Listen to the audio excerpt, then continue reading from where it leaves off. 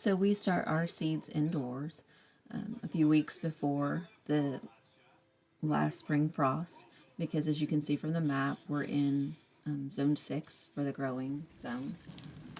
On average, our last spring frost is in the end of April, and our first fall frost is mid-October. So that gives us approximately 172 growing days in a season.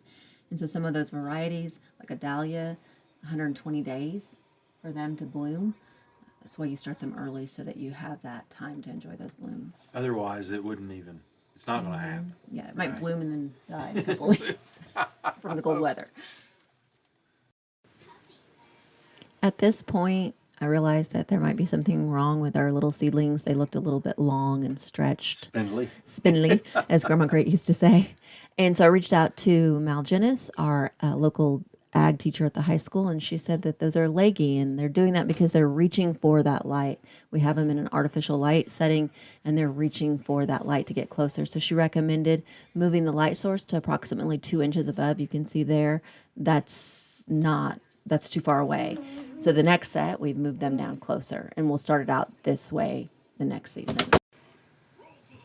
At this point, our seedlings are starting to take off a little bit. You can see that we did go ahead and start with the zinnias, starting them early. Some people don't like to, because zinnias are known to be finicky about being transplanted, and they actually will do worse. These are our dahlias here. Our dahlias did very well when we started them out, and then we really struggled with them growing. They never got tall. The flowers weren't really big enough for a large bouquet. They were very short. Our zinnias, they did it well. Even the ones that we started indoors, they bloomed early. They bloomed all season long. We did notice a difference between those that were started indoors versus those that were direct seed.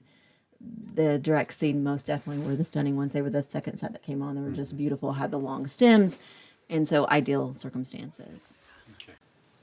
So here you've gone away from the pod. You saw that there were some issues there, and you've gone to the solo cup. So tell them why you did that. We really had trouble with the pods retaining water, and several of our seeds died basically because they had too much moisture. They just really didn't work for us. And you noticed. And I noticed, like in late season, we're cleaning up, that we were still having the pod cloth or whatever, the fabric that was holding all that didn't degrade Like it was supposed to. So it was still there. Yeah.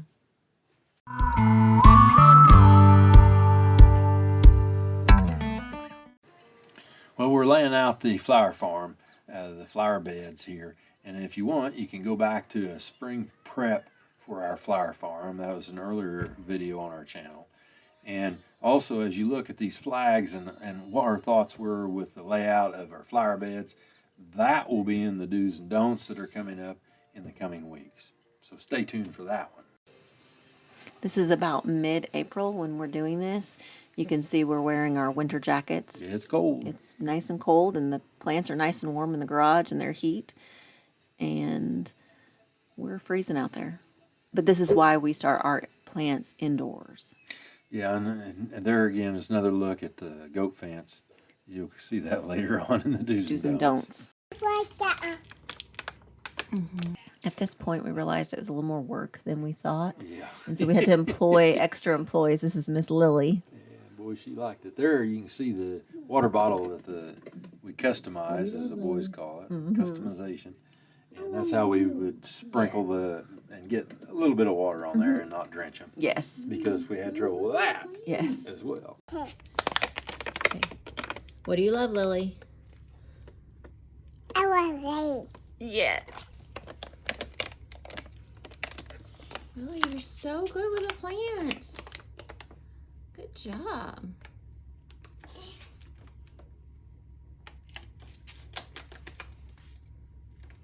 It's hard work being a flower farmer, isn't it?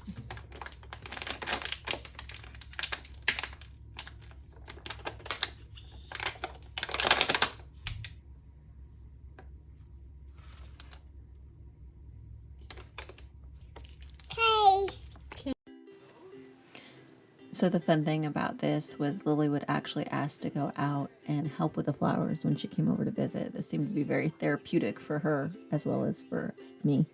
Well, that's March tends to be a little long and kind of a dreary month here on our farm. And so I got to where I enjoyed every evening late before we went to bed. We'd go back out there and work. And Lila and Molly did some as well. And of course, you saw Dion and the grandkids. But it is very relaxing and it smells wonderful. Yeah, it's that smell of growth, right? Yeah. So come grow with us.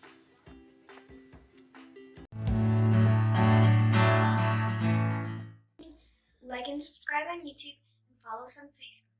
Ask your questions so we can all learn together. Come and grow with us.